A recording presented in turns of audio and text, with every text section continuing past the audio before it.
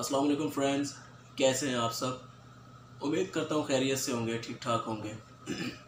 बात करेंगे हम इसराइल और फ़लस्तीन की जो तनाज़ा है, जो झगड़ा है, जो ये जंग हो रही है, एक तरफ़ा जंग जो इसराइल निहत्ते मुसलमानों पे जुल्म कर रहा है, फ़लस्तीन पे जुल्म कर रहा है, इस पर बात करेंगे। OIC का इजलास हुआ और सारे मुसलमान ममालिक इकट्ठे हुए, तो कोई बड़ा फ़ैसला नहीं कर पाए। कोई मुंह तोड़ जवाब जिसकी तवक्को हो रही थी वो इसराइल को नहीं दे पाए। सऊदी अरब की तरफ से भी कोई ऐसा जवाब नहीं आया, तुर्की और पाकिस्तान की तरफ से भी कोई ऐसा जवाब नहीं आया कि हम मुंह तोड़ जवाब देंगे इनको और या हम इसको रोकेंगे। इस तरह की कोई बात नहीं हुई। देखिए, दरअसल बात यह है, पाकिस्तान, ईरान, तुर्की, इन तीनों ममालिक में से कोई भी मुल्क ऐसा नहीं है जो अकेला अटैक करे इसराइल पर, अकेला। क्योंकि वहाँ पर सारा यूरोप इकट्ठा है इसराइल के साथ। और मैं कुछ इस पर रोशनी डालूँगा कि सऊदी अरब क्यों नहीं लड़ता इसराइल के साथ, क्यों वो चुप का रोज़ा रखे हुए है, इसके पीछे वजह क्या है। मैंने थोड़ी सी रिसर्च की थी, कुछ मेरे पास मालूमात थी, तो मैंने कलेक्ट की है, इंटरनेट से, हिस्ट्री से ही कलेक्ट की है।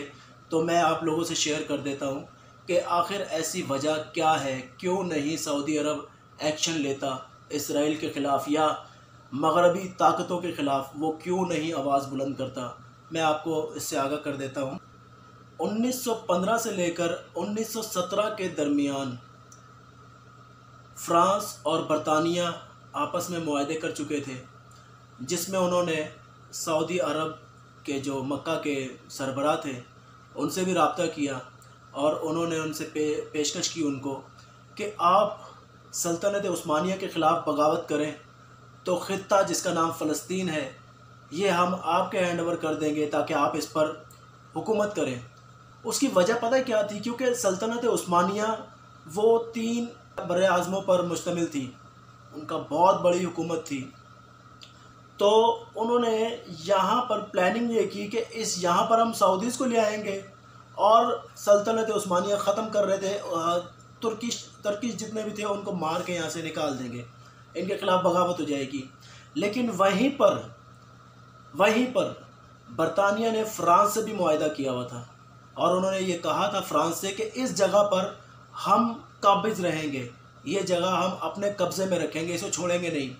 तो यहाँ से पता चलता है कि सऊदी गवर्नमेंट्स या सऊदी बादशाह जितने भी आते हैं वो इन यहूदियों के ख़िलाफ़ या यूरोपियन के ख़िलाफ़ बात नहीं करते।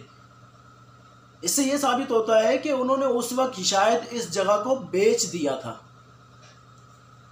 क्योंकि अगर उन्होंने ना बेचा हुआ होता, पूरी दुनिया में एहतजाज हो रहा है, पूरी दुनिया में मुजाहरे हो रहे हैं फ़लस्तीन के हक़ में, इसराइल के ख़िलाफ़। सऊदी अरब में कुछ नहीं हो रहा, सऊदी गवर्नमेंट खामोश, अरब ममालिक खामोश।